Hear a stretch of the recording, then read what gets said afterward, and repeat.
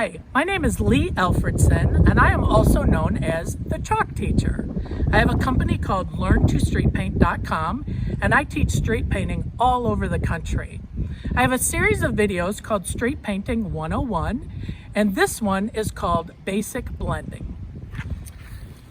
As I've mentioned in videos before, the first thing that you want to do is you want to outline your image. So we are going to outline this. I am going to do a sphere because it's a really good thing to show the basics of blending. Okay, in past videos I've talked about how you want to work big, and if I was doing this as a street painting, of course I would be working much bigger than this. Okay, so outline, first thing you're going to do is outline, then you're going to rub in your outline with your glove.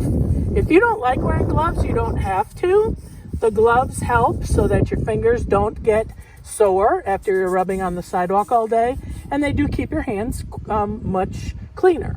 Okay, when I'm doing the fill, I'm going to break my pastel in half, and I'm going to go ahead and take, doesn't matter which one, but you are going to use the side of the pastel to do your fill. So I'm going to go ahead and take that across the sidewalk. And as you can see, if you can, hopefully, I'm not pushing all that hard because we don't want a ton of chalk dust. You'll also see that I am not, and I'm making my cardinal rule, I need to keep my chalk on my chalk box. You can see that I do have sections that you can see in the sidewalk. Once I take my blending tool, and this is a pool noodle that I've cut up into slices. Once I take my pool noodle, and I go in small circles all the way around my object, in this case a sphere, you can see how that is going to fill in all your chalk on your sphere, okay? And we want to make sure that we are building up our layers. We do not want a lot of chalk dust blowing around.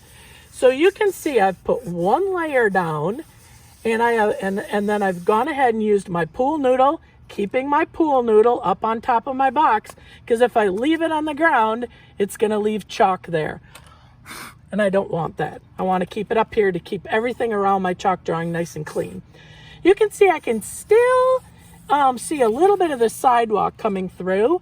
So I'm going to add another layer of chalk on there. Again, I'm pressing very lightly. And I'm going to, at this point, use just my hand and circle motions, and I'm going to push that into the sidewalk because I want my initial layer, this is what we're calling it, our initial opaque or solid layer, to be nice and solid, okay? Next thing I'm going to do is start doing my shading. So I'm going to grab a color that's a little bit darker, and I'm not sure this one's going to be dark enough. Oh yeah, it is dark enough. So then I'm going to follow the shadow that I see on the picture here. Okay, and again, I am not pushing very hard at all. Okay, so I'm going to put in that chalk, and then I'm going to rub in the direction. Do you see how I'm following it around the circle? I'm going to rub in the direction of the chalk that I just put down. Okay, and then if I'm seeing too much of a line here, I can just do a little blending by rubbing back and forth where the two colors meet each other. Okay, now I see it's a little bit darker down there. I'm going to grab yet my other darker chalk, my next dark green color, and I'm going to add another layer where there's the darker color. On here it even appears like it's sort of gray, but I'm going to go ahead and stay with the green family. And again, I'm going to rub in the direction, and I'm not pressing very hard because I want that dark shadow to stay there. Okay? Now it's apparent to me that I need some more of that medium color coming through here. So I'm going to add some more of that color. Okay, and we want it to look circular, so you want to make sure that your shading looks circular. So I'm going to add a little bit more of that.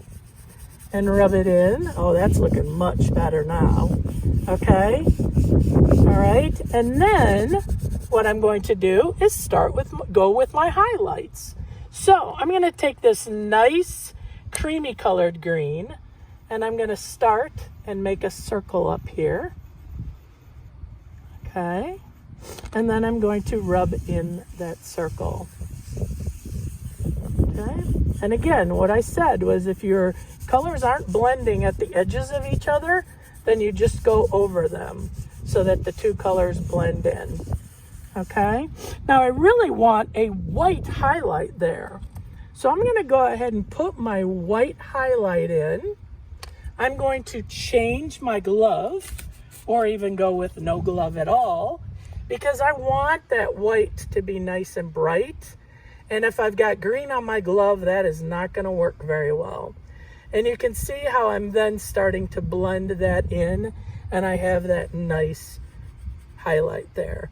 And I'm using my fingers now to try to blend in a little bit of that. I don't like how this color actually turned out too well, but this is one of the things you learn. Some colors work good and some colors do not. Okay, so you can see how we have our nice sphere, and that teaches you the basic blending. Okay, catch me in my next video where we do the use of black.